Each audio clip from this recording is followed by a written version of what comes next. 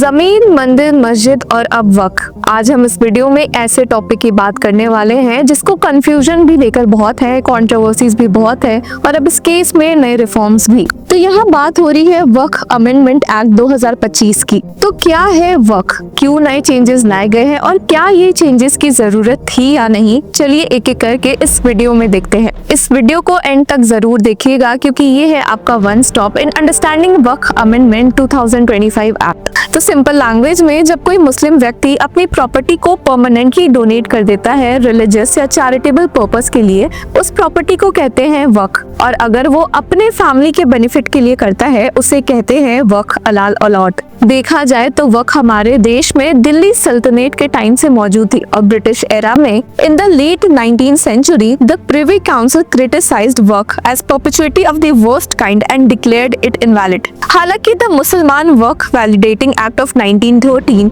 upheld the waqf system in India despite British criticism. लेकिन जैसे जैसे वक्त बदला प्रॉब्लम्स भी बढ़ती चली गई। वंस वक्फ ऑलवेज अ वक्फ का प्रिंसिपल काफी डिस्प्यूट्स पैदा कर रहा था, जैसे बेट द्वारका के आइलैंड्स का केस जिसे खुद कोर्ट ने काफी परप्लेक्सिंग कहा था। इलीगल ऑक्यूपेशन, मिसमैनेजमेंट और सर्वेज में डिले, ये सब काफी कॉमन होते जा रहे थे। और सबसे बड़ा कंसर्न, वक्फ ट्रिब्यूनल के ऑर्डर्स हाई कोर्ट्स में चैलेंज ही नहीं हो सकते थे, यानी नो जुडिशियल ओवरसाइट। 2011 में सीएजी ने भी एक शॉकिंग रिपोर्ट दी थी कि वक्फ बोर्ड्स का डेटा इनकम्प्लीट है और कई जगह प्रॉपर्टी मिसयूज हो रही है। लेकिन अब डिकेड्स के बाद गवर्नमेंट ने इस केस में एक बहुत ही बड़ा कदम उठाया है जिसमें वक्फ प्रॉपर्टीज के मैनेजमेंट और उनकी डेफिनेशन तक बदल दी गई है। कई ट्विस्ट में से एक ट्विस्ट ये भी है कि अगर गलती से या मिसयूज की वजह से कोई भी प्रॉपर्टी वक्फ डिक्लेयर हो जाती है तो उसका रीवेरिफिकेशन और उसे वापस लिया जा सकता है और जरूरत पड़ने पर उसका वक्फ स्टेटस भी कैंसिल हो जाएगा। इस एक्ट में घुसते ही सबसे पहले इसका नाम ही बदला गया है।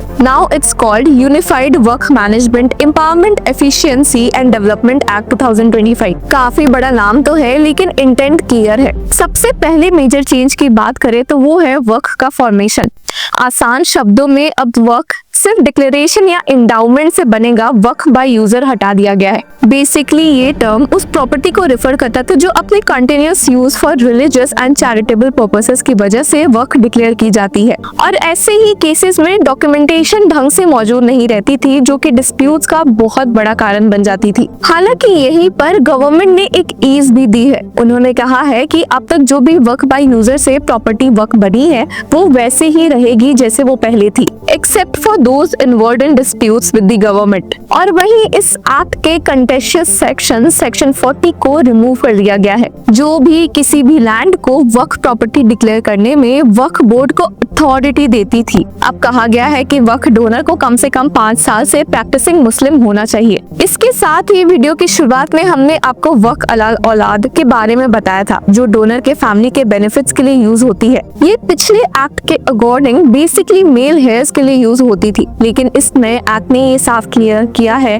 कि Muslim inheritance specially for womens deny नहीं किया जा सकता। एक और मेजर सोर्स ऑफ डिस्प्यूट था गवर्नमेंट लैंड को वक्फ प्रॉपर्टी डिक्लेयर कर देने का। इस न्यू एक्ट ने इस बात पर स्टॉप लगाया है और कहा है कि गवर्नमेंट प्रॉपर्टी वक्फ नहीं बन सकती। एनी गवर्नमेंट प्रॉपर्टी आइडेंटिफाइड और declared as waqf property before और after the commencement of this act shall not be deemed to be a waqf property. अगर कुछ डिस्प्यूट भी पैदा होता है कि क्या ये गवर्नमेंट प्रॉपर्टी वक्फ है या नहीं, तो इसका फैसला लिया जाएगा स्टेट गवर्नमेंट द्वारा appointed officer above the rank of collector, जो कि इंक्वायरी एज पर लॉ करेंगे। पर तब तक के लिए डिस्प्यूटेड गवर्नमेंट प्रॉपर्टी एज वक्फ नहीं ट्रीट की जा सकती। इसी पार्ट के साथ एक इम्पोर्टेंट क्लॉज ऐड किया गया है, क्लॉज 3D का। अगर कोई property ancient monuments preservation act 1904 या 1958 एक्ट के अंदर प्रोटेक्टेड थी तो उसे वक्फ डिक्लेयर करना इनवैलिड माना जाएगा, चाहे पहले कभी उसका डिक्लेरेशन हो भी चुका हो। आसान शब्दों में कहे तो प्रोटेक्टेड हेरिटेज या मॉन्यूमेंट्स को वक्फ बनाने की परमिशन नहीं है। इसका मकसद है कि हिस्ट्री और कल्चर को मिसयूज से बचाया जा सके।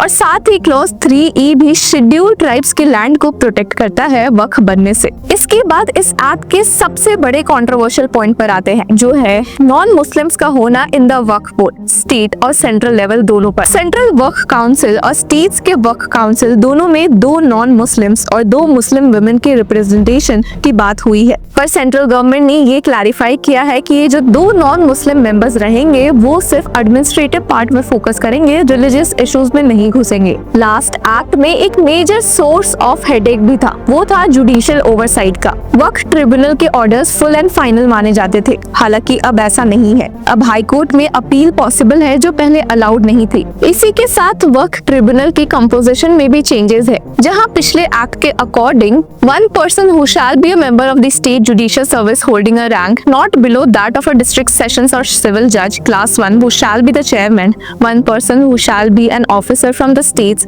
civil services equivalent in rank to that of the additional district magistrate and 1 person having knowledge of Muslim law and jurisprudence हुआ करते थे। वही अब न्यू लॉ के according 1 person who is or has been a district judge who shall be the chairman, 1 person who is or has been an officer equivalent in the rank of joint secretary to the state government member, 1 person having knowledge of Muslim law and jurisprudence member होंगे। अब बात आती है वक्फ board के powers की। जो सर्वेस पहले state appointed सर्वे commissioners करते थे, वही काम अब सौंपा गया है कलेक्टर्स को, जो कि ये सर्वे करेंगे स्टेट रेवेन्यू लॉज के हिसाब से। सिर्फ यही नहीं बल्कि सेंट्रल गवर्नमेंट को इस नए एक्ट के अकॉर्डिंग काफी पावर्स मिली है, जैसे कि to make rules regarding registration, publication of accounts of waqf and publication of proceedings of waqf boards.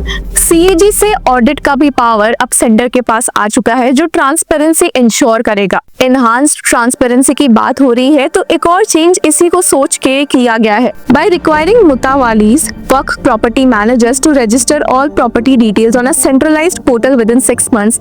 Additionally यहाँ पर और ज्यादा टाइम मिल सकता है अगर मुतावाली दिखा सके कि उनसे फर्स्ट प्लेस में रजिस्ट्रेशन क्यों नहीं हुआ था। इनकम ऑडिट के प्रोविजंस में भी काफी चेंजेस हुए हैं। Additionally institutions generating an annual income of over ₹1 lakh will undergo government mandated audits to ensure financial transparency. Separate waqf boards अब बोहरा और आगा खानी सेक्ट्स के लिए भी बन सकते हैं, पहले सिर्फ शिया सुन्नी के लिए अलाउड थे। एक मेजर एक्ट भी अब वक्फ अमेंडमेंट एक्ट 2025 पर एप्लीकेबल हो गया है, विच इज लिमिटेशंस एक्ट 1963। यानी कि पहले वक्फ बोर्ड को ये परमिशन थी कि वो 100 साल के बाद भी किसी भी प्रॉपर्टी को वक्फ डिक्लेयर कर सकते हैं, पर यही टाइमलाइन अब 12 साल की फिक्स्ड कर दी गई है। अब नए चेंजेस से एक लीगल क्लैरिटी तो आई है, पर अभी भी कुछ सवाल खत्म नहीं हुए हैं। तो क्या ये नया एक्ट सेक्युलरिज्म के खिलाफ है? क्या सिर्फ वक्फ बोर्ड को टारगेट किया जा रहा है?